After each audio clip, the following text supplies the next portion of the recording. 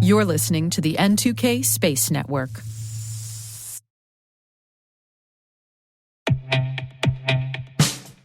And now, a message from Cyberbit. Mastering cybersecurity is like mastering a sport.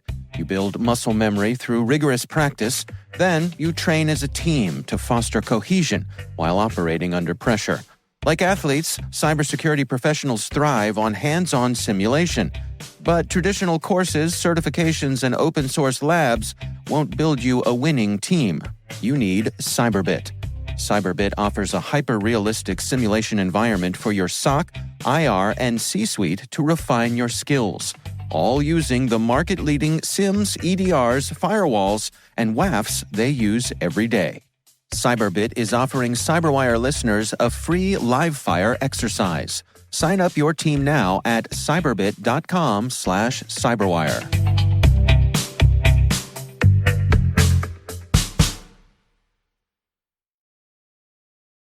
Space exploration is a daunting task for any organization, let alone an entire nation.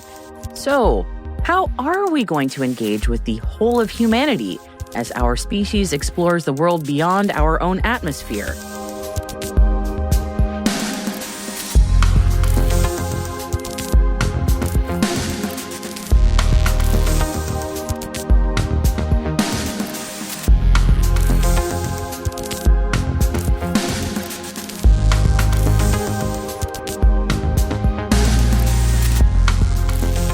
Welcome to T-Minus Deep Space from N2K Networks. I'm Maria Varmazes. Our guest today is David Thomas, Executive Director of the Milo Space Science Institute. The program, which is part of Arizona State University, aims to make space exploration accessible to countries around the world with university-led missions that transform the way that we think about engaging in space exploration. And how is that? Well, here's David with more details. Our institute's mission is to create access for as many people as possible to participate in what's happening in space. My background, I am a scientist. I worked in the defense sector for about 15 years, and I got into academia as a way to sort of scale our impact, to scale the opportunities for us to reach people, to allow them to pursue their desires, and I love it. Arizona State University is just a fantastic place to be. We've had many guests from Arizona State University. It's truly amazing, the fantastic minds that have come out of that institution that are really impacting the space world. So, David, I'm really glad to be speaking with you today and learning more about what you're working on and also the impact.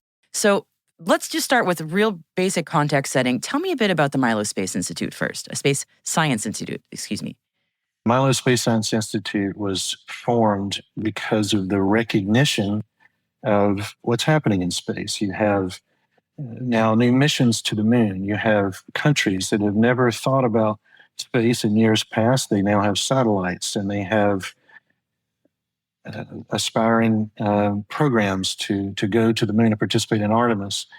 The question becomes, how do you train these countries? How do you train the people in these countries to participate in space when they may not have the deep bench of faculty that we are very fortunate to have in the United States, and may not have a heritage or a legacy of space programs that they can build on? So the Milo Institute was created to translate the heritage and legacy that we have at Arizona State University and also in the United States to countries around the world to help train the workforce, to inspire the next generation to realize that it is feasible, it is possible for them to participate in the new space economy. That's fascinating. So we're talking about training the trainers in a way. So how does one do that? That is quite a remarkable task. It is a daunting task, Maria. It's a well stated. So I am very fortunate to work with an amazing team of people who have been doing this for a number of years in the United States. There was a mission called Lucy, and there's an outreach program called LaSpace, the L apostrophe space. And this LaSpace program was very successful. And it now has allowed over 10,000 students to come through in a semester. It's live, virtual, and so it allows us to reach great extents we've used this platform now and translated this to countries around the world to train students in this live virtual format where we bring experts who have participated in Mars exploration. They participated in lunar exploration, orbiters, rovers, mapping the craters on the moon, looking for frozen ice water on the moon. And these experts are able to tell their stories in such a way that it's truly inspiring. And the platform, the live virtual platform, allows us to do this relatively easily in countries all over the world. I would love to hear more specifically about that international impact. Something that on this show we feel very passionate about, the global view of the space economy, the space industry, the space workforce pipeline, and hearing that the Milo Institute is having a really fantastic direct impact on building that out. I'd love to learn more about what does that look like. Any examples you can give me? For sure, and you're touching on some things that just attract all of us, that draw us, right? One of the things that I love to share is that most of the astronauts actually that go to space, there's this theme that they come back with, and that is, when I got to space, I could not see any borders. And so space is inherently international, and it brings us together in a way that very few topics do. And I'm inspired by that myself. I want to have conversations on how can we come together and solve the challenges that we're facing. And many of these challenges, or most of the challenges, are bigger than any one of us. So how is it that we can come together and therefore bring our collective resources together? So I'll begin with an example. We started this international version of the space. It's called the Milo Mission Academy for International Deployment. And the Milo Mission Academy has been operating in Australia now for several months, and it's fantastic. We have over 200 students representing 33 different universities and vocational schools all across Australia. In addition to that, there's another 25 or 30 professionals who are coming from the mining industry and other existing companies that they want to get into the space economy. And they, once a week, will join us by Zoom. And as I mentioned, we have these amazing speakers that talk about their stories. And the students are assembled into teams, and they're creating a mission concept that potentially could go to the South Pole of the Moon as part of the Artemis program. So this project-based training allows people to come together to think about the challenges, to create a plan that is viable. And they're supported and encouraged by these faculty from ASU and other places, NASA and other places, that really allow them to have the content that makes their product, their deliverable, their mission concept viable. And this is just incredibly inspiring. Project-based learning is such a great. I just love it. I'm being very simplistic, but it is such a great model. And hearing also that the students in this case are thinking about the industries, especially like in Australia, mining is a big one, where they can make that impact and also deliver on that relevance. That eternal question of why space? What does it matter? When we can connect it to those industries that now are currently huge powerhouses, like again mining in Australia, that is so impactful and meaningful, and also really helps drive the why space question into demonstrating its value. Yeah, that's a really good point, and it's a meaningful question. I mean, it's an important question, and we need to be able to respond to that. So there are a couple of things that come to mind in my experience, and one is, yes, we have challenges on Earth. It turns out that we can actually train individuals how to use spacecraft that are orbiting the Earth and understand how to use images to solve real world challenges today. So we're training now students on extracting actionable intelligence from imagery. There are algorithms. There are now many satellite databases that are sponsored by NASA, and Google Earth Engine is a wonderful free front-end platform to be able to access this information. And we train students how to get into that information and pull out data that can help them with their day-to-day jobs. We're trying to get information into the hands of the farmer, into the hands of the person who has a fishing company into the hands of the mining industry and others who can use this. And you're aware of this, I'm quite sure. You listen to some of the authors of our day, like there's a Harvard Business Review article talking about every company needs to have a space strategy. Space is going to affect every industry. And of course, they're talking primarily about low Earth orbit. And that's true. And so students will be the ones that have the knowledge to understand how to use satellite imagery in their market or in their company. And companies will view these students as being very valuable. And so this knowledge makes them important and valuable for job seeking. When we transition into more of the lunar exploration, we like to talk in terms of how many different fields space needs. And so we are able to attract students from all different kinds of backgrounds. I've had conversations, for example, with one young lady in Ecuador, and we were talking about precision surgery, robotic precision neurosurgery, where you have a doctor in one location, the patient's in a second location, and because of the technology that we have today, that person can be saved through telerobotic surgery. And this is what's going to be needed, for example, on the moon. We have moon bases that are planned. Multiple countries are planning moon bases. But even beyond that, the law and policy needs, the psychological needs. It's a very interesting environment. And so the individual needs to understand, what does wellness mean on the surface of the moon?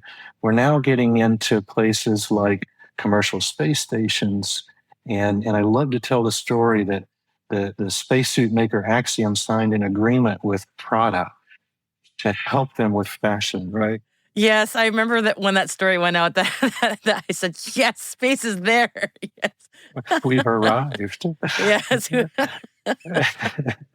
And so we now are able to attract just about anyone who has a creative imagination. Another quick story, Voyager Space is an organization building a commercial space station, signed an agreement with Hilton Hotels.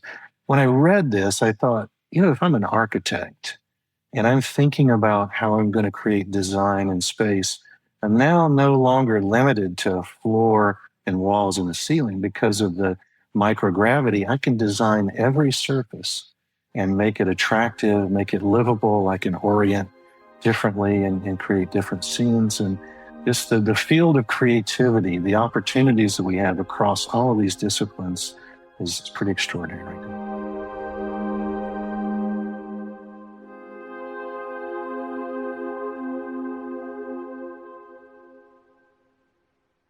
We'll be right back after this quick break.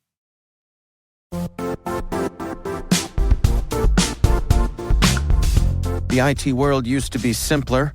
You only had to secure and manage environments that you controlled. Then came new technologies and new ways to work. Now, employees, apps, and networks are everywhere. This means poor visibility, security gaps, and added risk. That's why Cloudflare created the first-ever connectivity cloud. Visit cloudflare.com to protect your business everywhere you do business.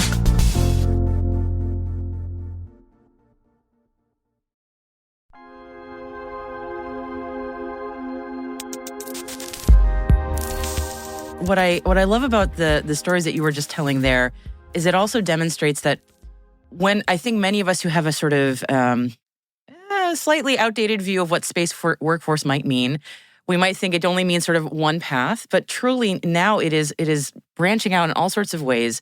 And it's not necessarily you must work at a space company, although that is often the path, but it might be you are the space person at a company that is not a space company or not a space organization, but you are that space liaison in a way, or working on a space-related project. And that is so fascinating. I don't know if people really realize that is the opportunity ahead, and it's such an exciting time.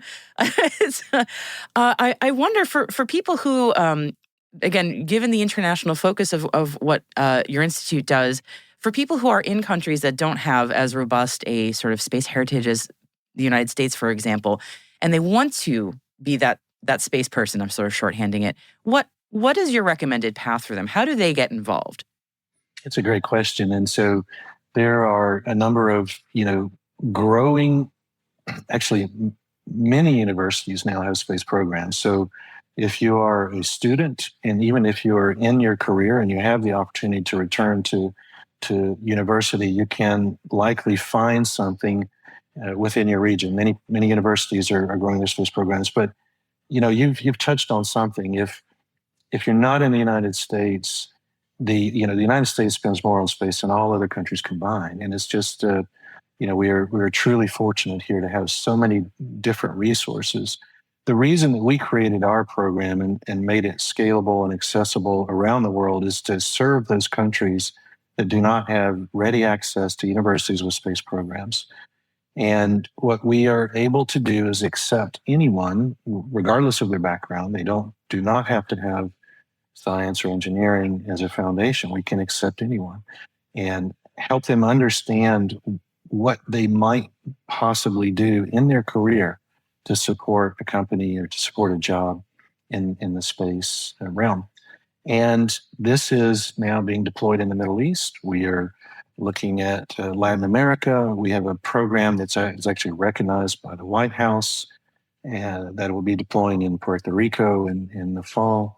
And these are accessible internationally, where we have individuals who are skilled in the trade of going into space and participating in space missions. But our goal is really to create the ecosystem in the country of the participant. We're not trying to bring students to the United States. We're trying to truly create the ecosystem in those countries. And so we are pioneering in some countries, others we're collaborating.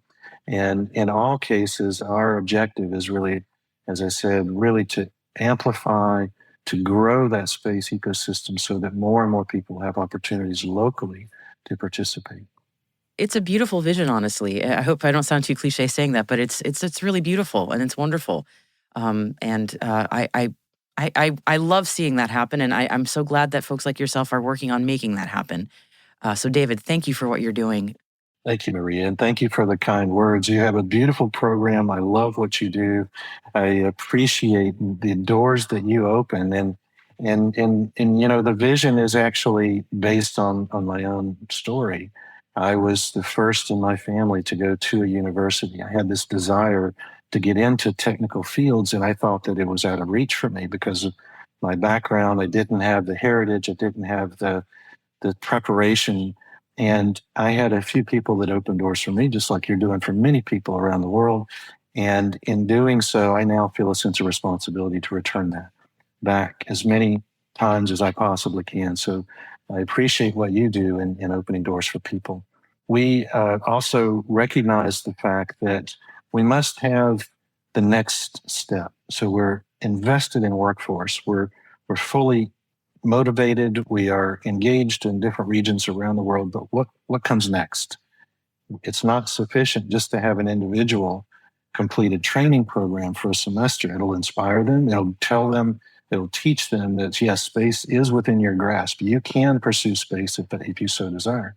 So what's next? And so what we're doing now is we're putting together some pretty creative, pretty innovative mission models where these individuals can actually participate in a space mission. And so you're familiar with rideshare now, where you're buying a seat in a car as opposed to buying a car, for example, in an Uber ride. We're doing the same thing for the moon. We're leveraging the infrastructure that's being created by NASA and other agencies, and we're bundling that infrastructure as a service. So you can now purchase a ride for your instrument or your tech demo or the thing that you want to do for your country. And we take care of the launch, the landing, mobility, power, communications. All that is bundled essentially as a service. And so this is, as far as we're aware, the lowest cost way to get to the moon and actually participate with something on the surface of the moon, participate in the space exploration. And what it will do is it will change the way the people in that country view their status. Because once you are able to participate in something like a lunar mission, it changes everything. It'll draw more into the field. It'll be inspiring. And so there are others. I'm happy to engage more with you at some point in the future. We have an asteroid mission coming up in the 28, 29 timeframe. It's very exciting. And these are ways in which we are creating that access to space for all. That's amazing. I mean, if you want to tell me about it now, I'd happily hear about it. I'd love to hear about that. That's fantastic. I love this. What's about to happen is going to be just incredibly cool. It sounds a little scary on the front end, so I'll lead off by saying this asteroid is going to come close, but it's not going to hit Earth. So the Apophis. Understood. The name of the name of this very interesting object is Apophis, and in 2029, it's going to come in between the Earth and the Moon. In fact, it's going to come inside the sort of outer geostationary satellite orbit of our outermost satellites. And so that's pretty close, but it's not going to hit Earth. Yeah. No, but I was going to say, but in terms of distance, that's practically right next door. I mean, it's right. That's cool, though. That's really neat. And it's large. It's about 4 American football fields, and this is a sizable object. But what a wonderful opportunity to study something that is part of our solar system and to try and understand more details about how our solar system formed. And simultaneously, we now have small satellites that have incredible capability, and so we can actually use small satellites to study objects like Apophis. And we are planning to send a mission that is university-led, using small satellites about a year ahead of Apophis' close flyby of Earth, and study it. And just take some images of the morphology, and hopefully we can calculate the density of this object, because it is essentially sort of a practice run. If there was an object that was going to has a trajectory that may hit Earth, we need to figure out how to deflect it. And NASA's done this; they've deflected asteroids with DART. So we know we can. Right. The DART mission. That's right. So we know we can do this, but we need to understand the density to understand the correct strategy. So we're looking to do this precursor mission roughly a year ahead and send the information back to NASA and ESA and other agencies that have planetary defense offices. But what I love about this is we're assembling an international consortium. Once again, coming together to do something that is bigger than perhaps any one of us can do alone, but together we can pull this off. And so we have agreements in place with a number of different countries around the world, and pursuing others, having some wonderful conversations. I think this is going to be a very exciting opportunity to participate in compelling space science.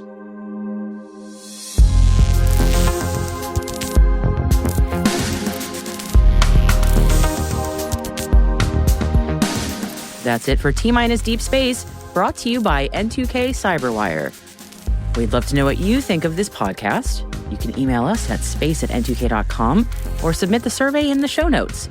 Your feedback ensures that we deliver the information that keeps you a step ahead in the rapidly changing space industry. T-Minus Deep Space is produced by Alice Carruth. Our associate producer is Liz Stokes. We're mixed by Elliot Peltzman and Trey Hester, with original music by Elliot Peltzman. Our executive producer is Jennifer Iben. Our executive editor is Brandon Karpf. Simone Petrella is our president. Peter Kilby is our publisher. And I'm Maria Varmazes. Thanks for listening. We'll see you next time.